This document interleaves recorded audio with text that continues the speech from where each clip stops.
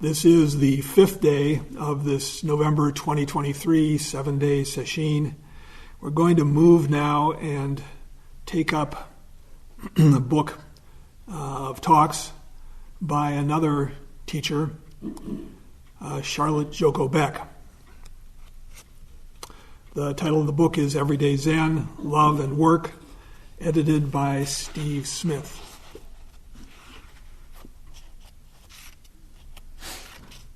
And we'll say a little bit about Joko.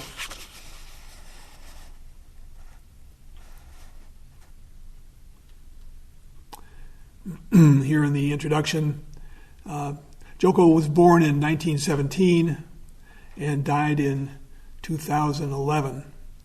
So she would have been about 94 years old. Joko Beck is an American Zen original. Born in New Jersey, educated in public schools, and at Oberlin Conservatory of Music, Joko, then Charlotte, married and began to raise a family. When the marriage dissolved, she supported herself and her 4 children as a teacher, secretary, later as an administrative assistant in a large university department. Not until well into her 40s did Joko begin the practice of Zen. That would have been the early 1960s. Begin the practice of Zen with Maezumi Roshi, then sensei of Los Angeles, and later with Yasutani Roshi and Soen Roshi. So those last two, of course, were teachers of Maureen Stewart.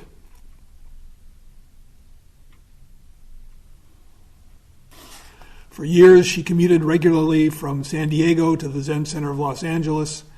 Her natural aptitude and persistent diligence enabled her to progress steadily, at least so it says, and she found herself increasingly drawn into teaching as other students recognized her maturity, clarity, and compassion.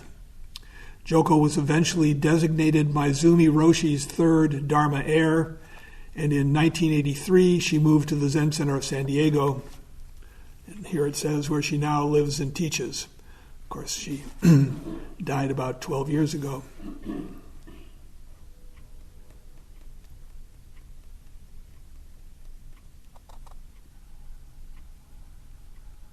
A lot of parallels with Maureen Stewart. Children, a marriage that dissolved. Similar teachers.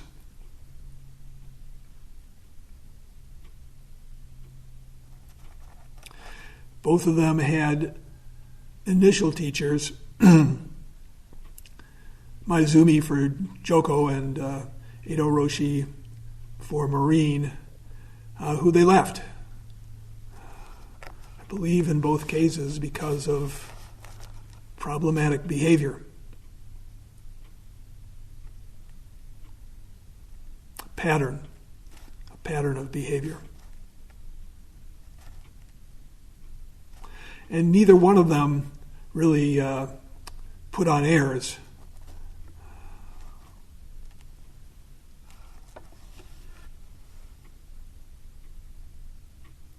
It says of Joko here, devoid of pretension or self-importance, she teaches a form of Zen that manifests the ancient Chan principle of Wuxi, nothing special. Since moving her practice to San Diego, she no longer shaves her head and seldom uses robes or her titles.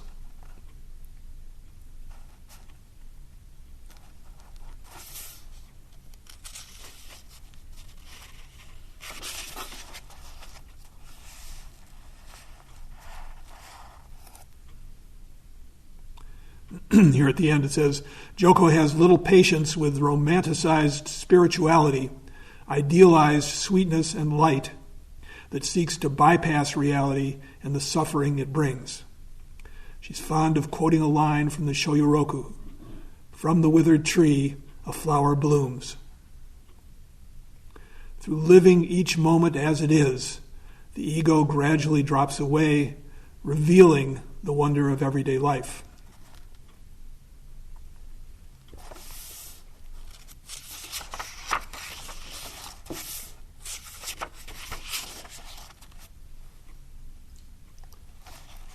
And I'm going to begin reading right at the beginning of this book, a section called Beginning Zen Practice.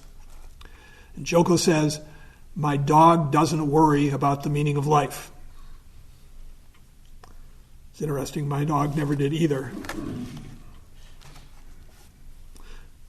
And probably didn't worry about the meaning of his death.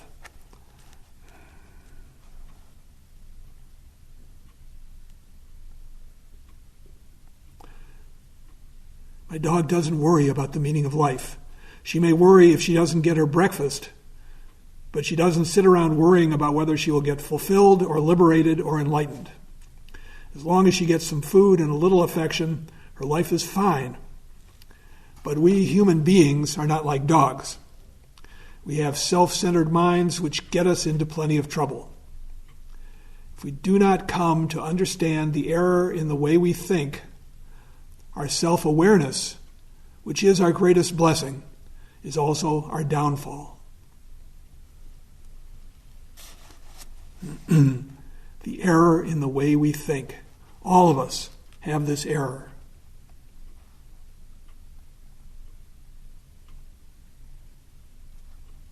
All of us are living a dream out of step with reality. We all, no matter how long we've been working at this, fall into believing that we're somehow separate, that there's some sort of self, there's something here.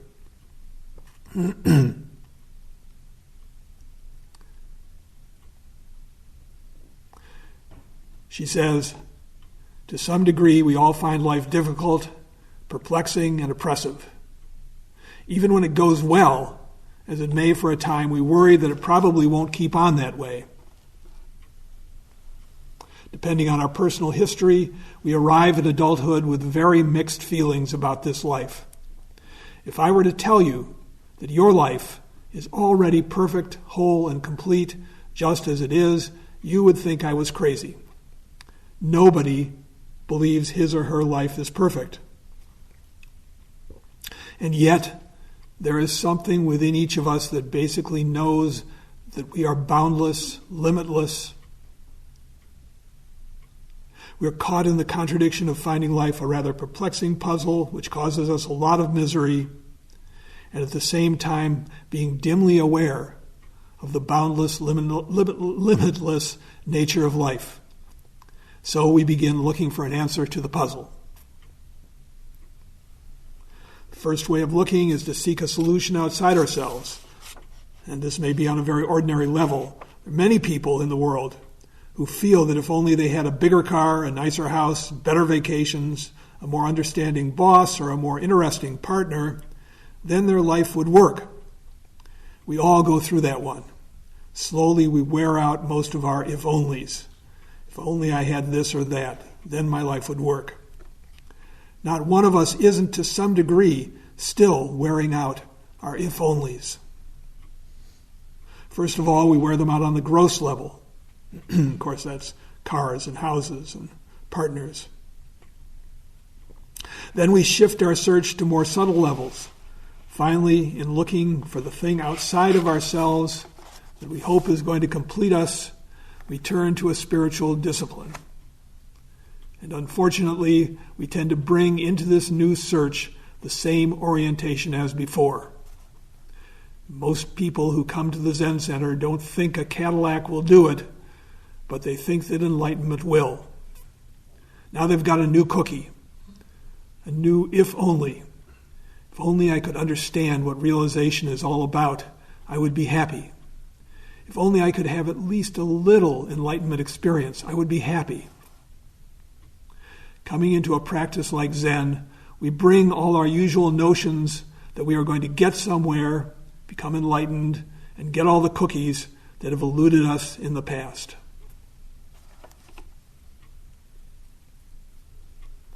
To sum it up, we take what hasn't worked in the past and we bring it into what we're doing now. She says our whole life consists of this little subject looking outside itself for an object. But if you take something that is limited, like body and mind, and look for something outside it, that something becomes an object and must be limited too. So you have something limited looking for something limited, and you just end up with more of the same folly that has made you miserable. We've all spent many years building up a conditioned view of life. There's me, there's this thing out there that's either hurting me or pleasing me. We tend to run our whole life trying to avoid all that hurts or displeases us, noticing the objects, people, or situations that we think will give us pain or pleasure, avoiding one and pursuing the other. Without exception, we all do this.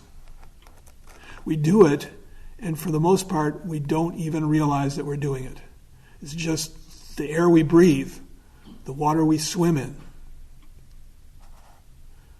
It's that saying, everyone you meet is fighting a hard battle. Trying to arrange perfectly what cannot be perfectly arranged. Get everything in place. As Roshi is fond of saying, even if you did get it all together, perfect house, perfect partner,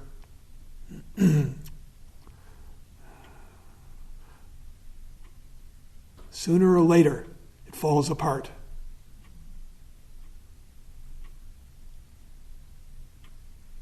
Nothing stays the same. Everything is moving. All of our striving is based on getting to some fixed place where it's going to be okay.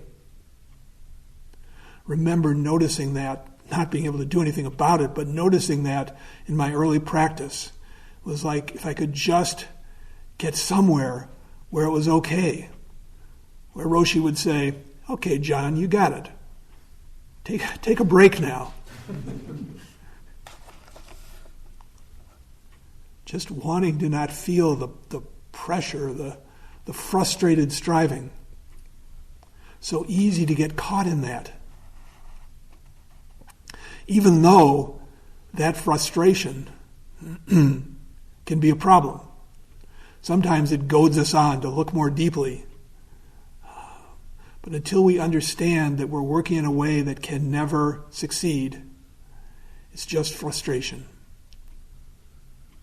Gradually, sitting teaches us. But it takes a while. It takes a long while. It takes a lifetime, really, to take it all in. Probably takes several, I don't know how many lifetimes.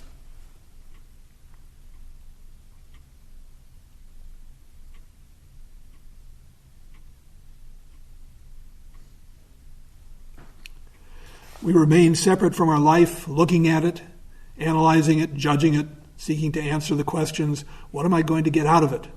Is it going to give me pleasure or comfort, or should I run away from it? We do this from morning until night. Underneath our nice, friendly facades, there is great unease. If I were to scratch below the surface of anyone, I would find fear, pain, and anxiety running amok. We all have ways to cover them up. We overeat, overdrink, overwork. We watch too much television.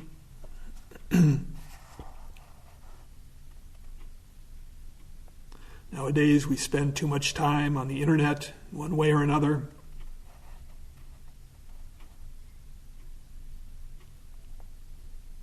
It says we are always doing something to cover up our basic existential anxiety. Some people live that way until the day they die. I think we can say most people. As the years go by, it gets worse and worse. What might not look so bad when you're 25 looks awful by the time you're 50. We all know people who might as well be dead. They have so contracted into their limited viewpoints that it is as painful for those around them as it is for themselves. The flexibility and joy and flow of life are gone. All those qualities we see in children. So poignant to see that as children age, slowly disappear.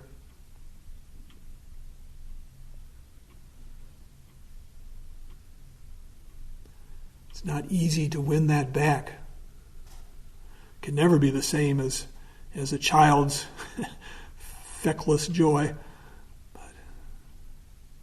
But we can find flexibility and joy, and we can get in tune with the flow of life. Move along and stop looking for a place to hide. She says that grim possibility faces all of us unless we wake up to the fact that we need to work with our life, we need to practice. We have to see through the mirage that there is an I separate from that. Our practice is to close the gap. Only in that instant, when we see that we and the object have become one, can we see what our life is.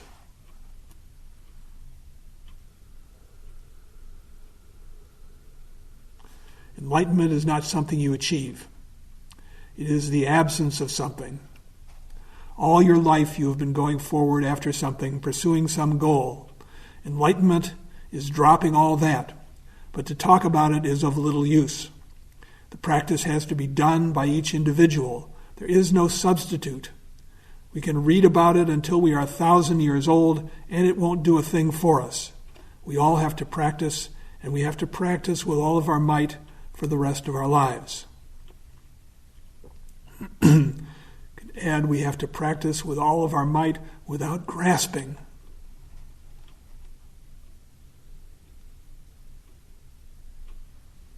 We have to open completely, again and again.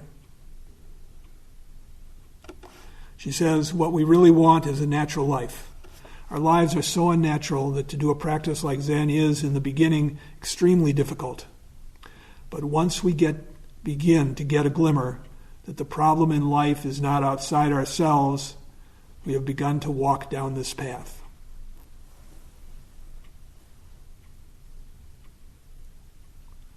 We begin to realize that we're the problem. Once that awakening starts, once we begin to see that life can be more open and joyful than we had ever thought possible, we want to practice.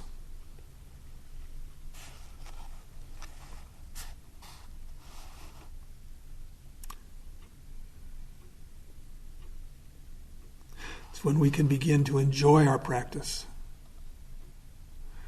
For a long time, it can be grim. Sometimes people don't even know why they keep doing it. Teacher can see that, but it's tough. It's tough for the student to find their way to that willingness, that eagerness to take on what's presented, to open up to their life, to blossom.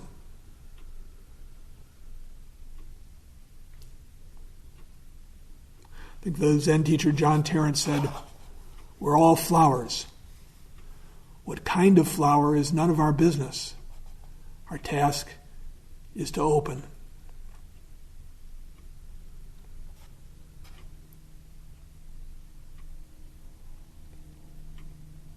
Back to Joko, we enter a discipline like Zen practice so that we can learn to live in a sane way. Zen is almost 1,000 years old, and the kinks have been worked out of it. While it's not easy, it is not insane. It is down to earth and very practical. It's about our daily life. It is about working better in the office, raising our kids better, having better relationships. Having a more sane and satisfying life must come out of a sane, balanced practice.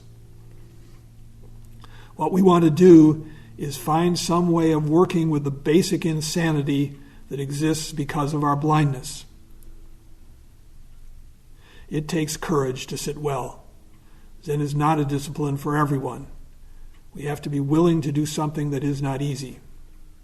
If we do it with patience and perseverance, with the guidance of a teacher, then gradually our life settles down, becomes more balanced. Our emotions are not quite as domineering.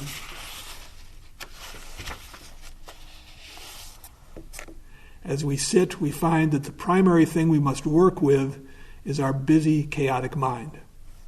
We're all caught up in frantic thinking, and the problem in practice is to bring that thinking into clarity and balance. When the mind becomes clear and balanced and is no longer caught by objects, there can be an opening, and for a second, we can realize who we really are.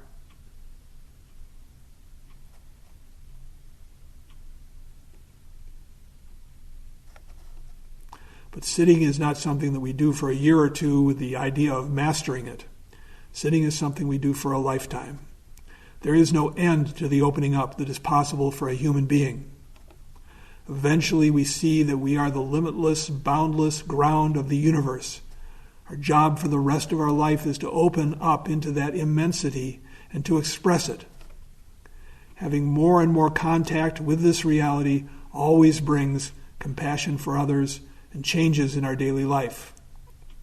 We live differently, work differently, relate to people differently. Zen is a lifelong study. It isn't just sitting on a cushion for 30 or 40 minutes a day. Our whole life becomes practice 24 hours a day.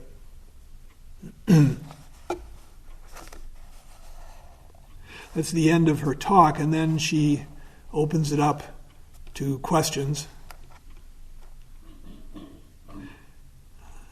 And these are good. Student asks, would you expand upon the idea of letting go of thoughts that occur during meditation? And Joko says, I don't think we ever let go of anything. I think what we do is just wear things out. If we start forcing our mind to do something, we're right back into the dualism that we are trying to get out of. The best way to let go is to notice the thoughts as they come up and to acknowledge them. It is to see them. Oh yes, I'm doing that one again.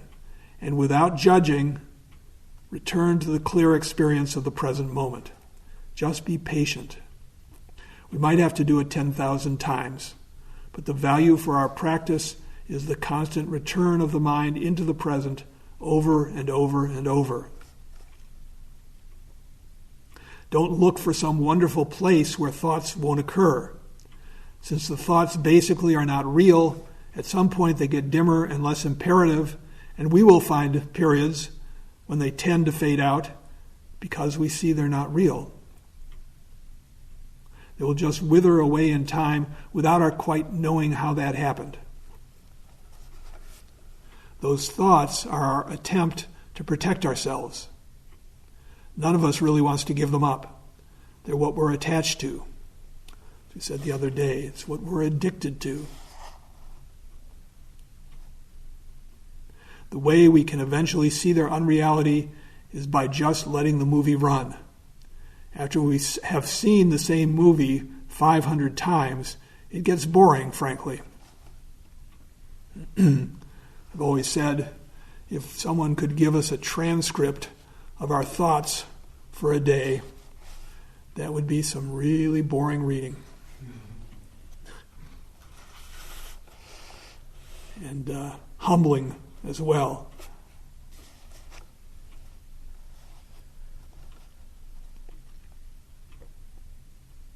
There are two kinds of thoughts. There's nothing wrong with thinking in the sense of what I call technical thinking. We have to think in order to walk from here to the corner or to bake a cake or solve a physics problem. That use of the mind is fine. It isn't real or unreal, it's just what it is. But opinions, judgments, memories, dreaming about the future, 90% of the thoughts spinning around in our heads have no essential reality. And so we go from birth to death unless we wake up, wasting most of our life. The Chinese master Da Wei says people are afraid of lions and tigers.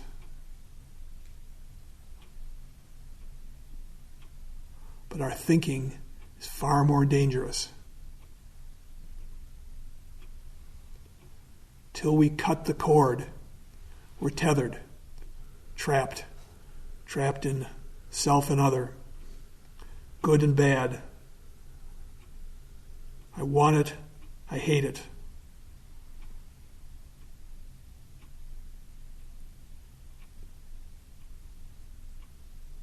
The gruesome part of sitting, and it is gruesome, believe me, is to begin to see what is really going on in our mind. It's a shocker for all of us. We see that we are violent, prejudiced, and selfish. We are all these things because a conditioned life based on false thinking leads to these states. Human beings are basically good, kind, and compassionate, but it takes hard digging to uncover that buried jewel. And another student says, you said that as time goes on, the ups and downs, the upsets, begin to dwindle until they just peter out? Joko, I am not implying there will not be upsets. What I mean is that when we are upset, we don't hold on to it. If we become angry, we're just angry for a second. I'm not so sure about that. When anger arises, there's a whole physiological process that begins. What I like a little better is something I first read from Jill Bolte Taylor, woman many of you have probably read. She had a stroke, and a lot came out of it. I won't go into it in great detail, but what she says is she talks about the 90-second rule. When something like anger or some other upset, suddenly huge fear overcomes us, the body churns into action, and all the chemicals that are dispatched into the bloodstream, all the hormones, cortisol, it takes at least 90 minutes for that all to fade out. But she says if it lasts more than 90 minutes, not 90 minutes, 90 seconds. If it lasts more than 90 seconds, glad we don't have to do it for an hour and a half, it's because we're keeping it alive with our thought reactions, with our judging, with our wanting it to go away, or in the case of anger, with our justified grievance with whoever caused us pain.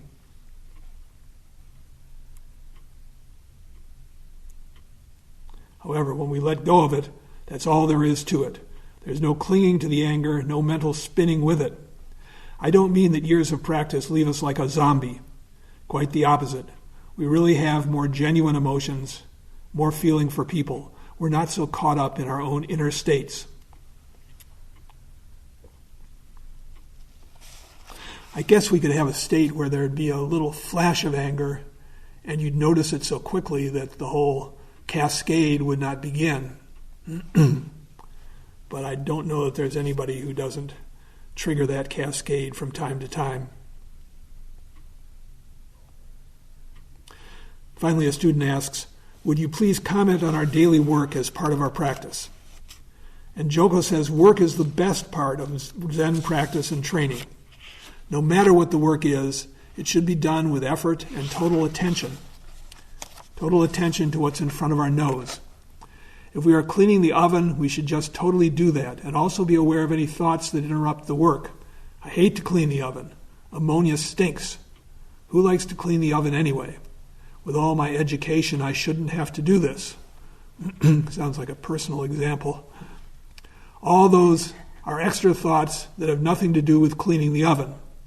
If the mind drifts in any way, return it to the work. There is the actual task we are doing, and then there is all the considerations we have about it. Work is just taking care of what needs to be done right now, but very few of us work that way. When we practice patiently, eventually work begins to flow. We just do whatever needs to be done. No matter what your life is, I encourage you to make it your practice. I think we've all heard this many times. Zen practice is our whole life. There's no corner of our lives that won't benefit from our bringing awareness into it. It's important to be on the mat. It's important to do sesshin. But if we don't extend that into everything else, how much good can it do? We need to take what we find on the mat and deploy it in our lives.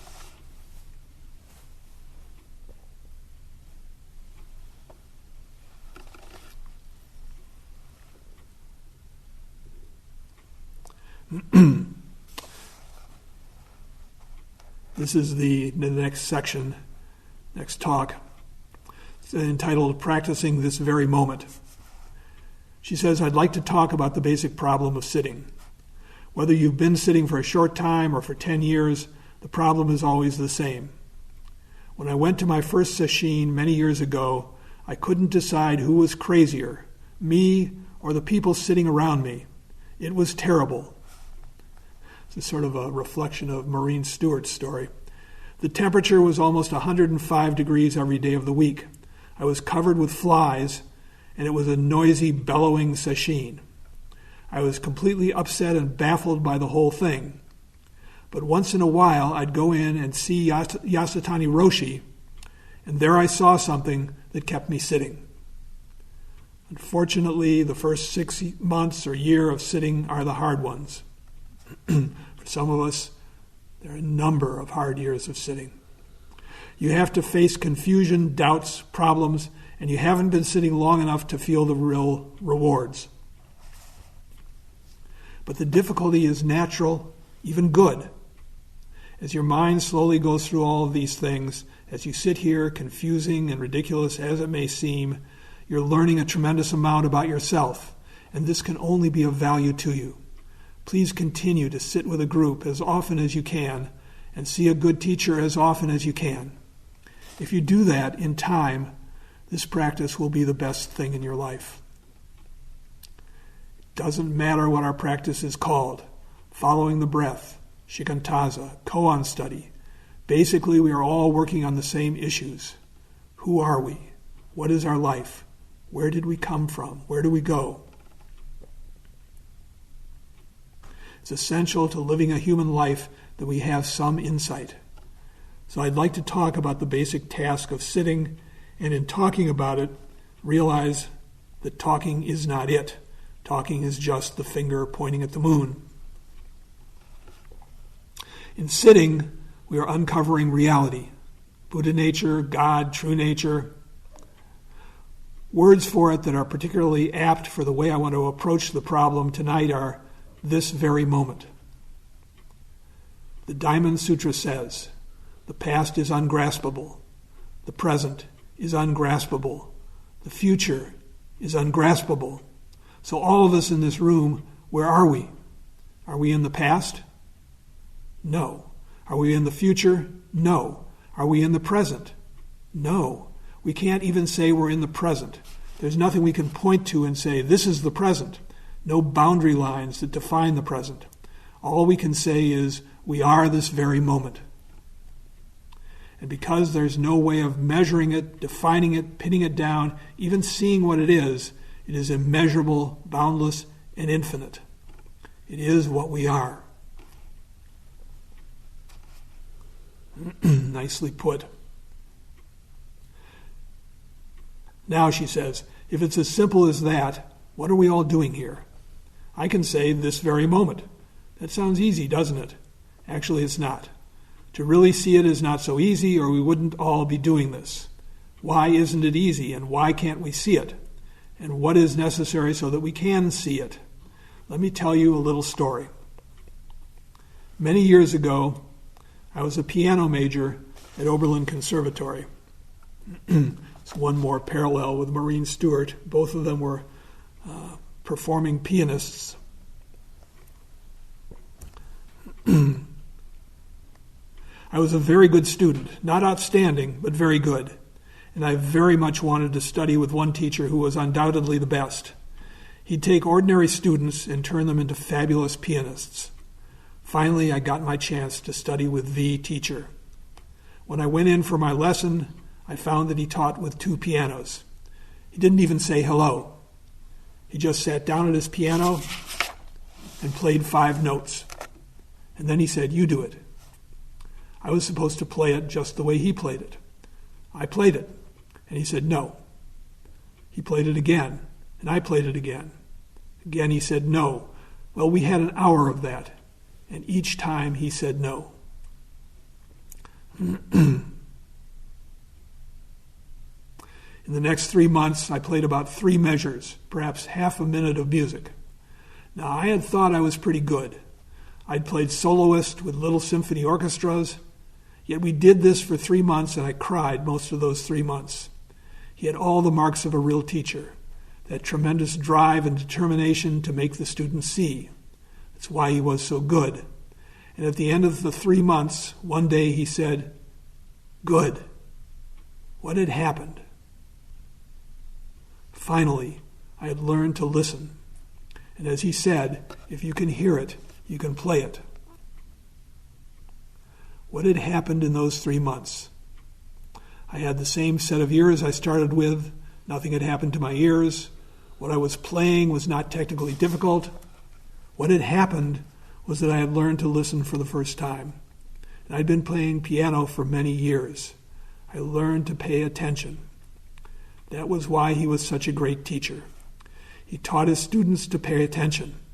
After working with him, they really heard, they really listened. When you can hear it, you can play it.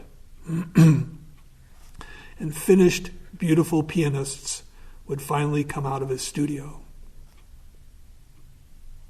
We all think we're paying attention, but there's another level. When we stumble upon it, we're surprised. Sesshin, we can get a little glimpse, deeper level of unity. It's wonderful. Can't bottle it up, but we can find it, find the way in again and again.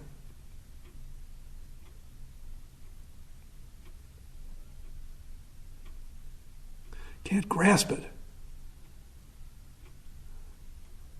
The only way to hear is to listen.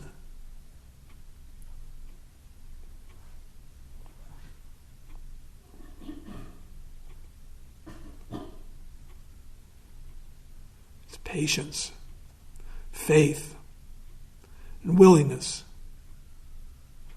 Willingness for the difficulties. Being able to say yes.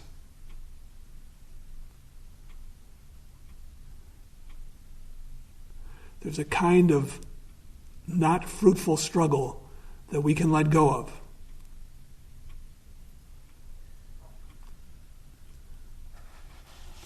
All heard that saying. I think it comes from AA. Don't try harder, try different.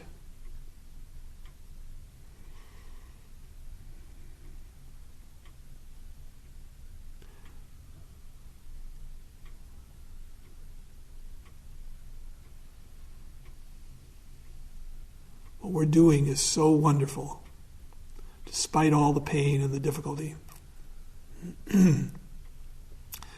Changes everything. All we need to bring is the faith to do it. And bring our attention. It's the heart of practice. What do we pay attention to? This moment. The breath. The koan.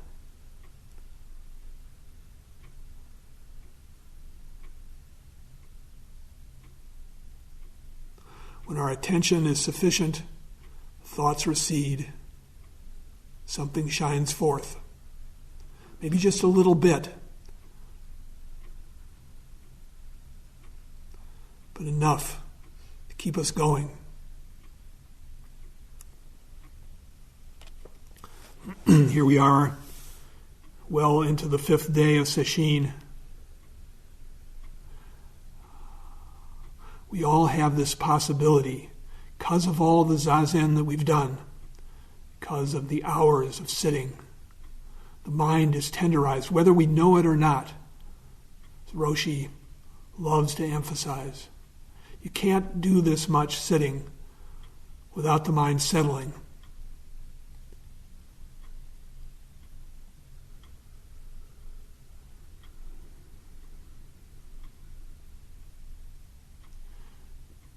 It's wonderful.